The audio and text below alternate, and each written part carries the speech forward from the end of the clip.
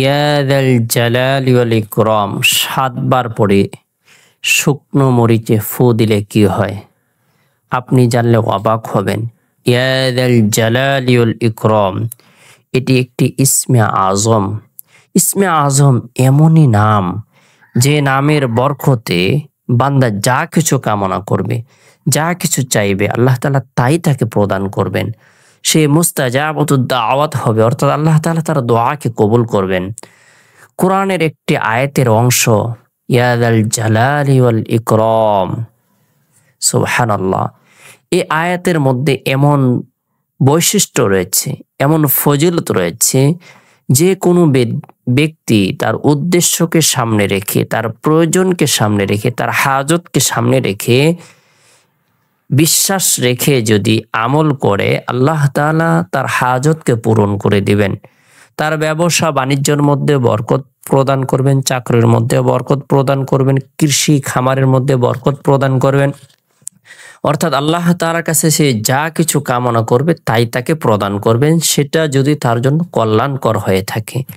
ইয়া যাল জালালি ওয়াল ইকরাম এই নামটি আল্লাহ তাআলার গুণবাচক বরকতপূর্ণ একটি নাম। আর আল্লাহ তাআলা বলেন ওয়ালিল্লাহিল আসমাউল হুসনা ফাদউহু বিহা। আল্লাহ পাক রব্বুল আলামিনের জন্য রয়েছে সুন্দর সুন্দর নামসমূহ, সুতরাং তোমরা তার সুন্দর নাম ধরে আহ্বান করো, তাকে ডাকো। আল্লাহ পাক রব্বুল আলামিন তোমাদের ডাকে সাড়া দেবেন, তোমাদের ইচ্ছেগুলো, আশা আকাঙ্ক্ষাগুলো আল্লাহ তাআলা পূরণ করে দিবেন। আমরা যারা শত্রুর হাত থেকে নিরাপত্তা নয়, আমরা যারা প্রতিবেশীর হিংসা বিদ্বেষ নানান ধরনের জটিলতায় রয়েছি, পেরেশানির মধ্যে রয়েছি, পারস্পরিক শত্রুতার কারণে আমরা হতাশাগ্রস্ত রয়েছি, আপনি শত্রুর হাত থেকে যদি নিরাপদ থাকতে চান, আপনি যদি শত্রুর মোকাবেলায় বিজয়ী হইতে চান, তাহলে আল্লাহ তাআলার নামের প্রতি বিশ্বাস রেখে আপনি আমল করুন। আল্লাহ তাআলা আপনাকে সফলতা দান করবেন, শত্রুকে চিরদিনের জন্য ধ্বংস করে দিবেন। শত্রুর কোমর ভেঙে যাবে, সে কখনো আর উঠে দাঁড়াতে পারবে না। সুবহানাল্লাহ।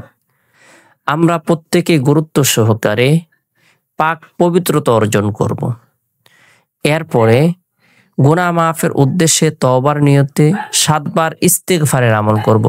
আস্তাগফিরুল্লাহ রাব্বি মিন কুল্লি যামবি ওয়া আতুবু ইলাইহি, আস্তাগফিরুল্লাহ রাব্বি মিন কুল্লি যামবি ওয়া আতুবু ইলাইহি। এরপরে ৭ বার নবী সাল্লাল্লাহু আলাইহি সাল্লামের প্রতি মহব্বত রেখে, ভালোবাসা রেখে, আন্তরিকতা রেখে দুরুদের আমল করব। উত্তম দুরুদ হলো দুরুদ ইব্রাহিম, যে দুরুদটি আমরা নামাজের মধ্যে পড়ে থাকি সেটি হলো উত্তম দুরুদ শরীফ। ছোট্ট দুরুদ হলো সাল্লাল্লাহু আলাইহি সাল্লাম। এরপরে আমরা শুকনো মরিচ হাতে নিয়ে, কয়েকটি শুকনো মরিচ হাতে নিয়ে, যে আমার সাথে দুশমনি করে, শত্রুতা করে, তার হেদায়েত কামনা করব, তার জন্য আল্লাহ তাআলার দরবারে দোয়া করব। এর পাশাপাশি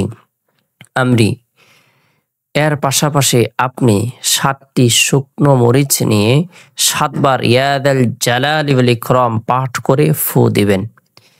আপনি ওই শুকনো মরিচগুলো আগুনে জ্বালিয়ে দিবেন।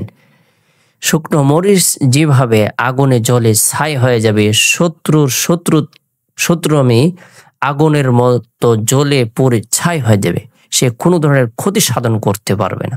তাই ইয়া যাল জালালি ওয়াল ইকরাম এটি এমনই পাওয়ারফুল একটি নাম, এমনই পাওয়ারফুল একটি দোয়া, যে কোনো শত্রুকে দমন করার জন্য এই আমলই যথেষ্ট। সুবহানাল্লাহ। তাই আমরা প্রত্যেকে আমল করব।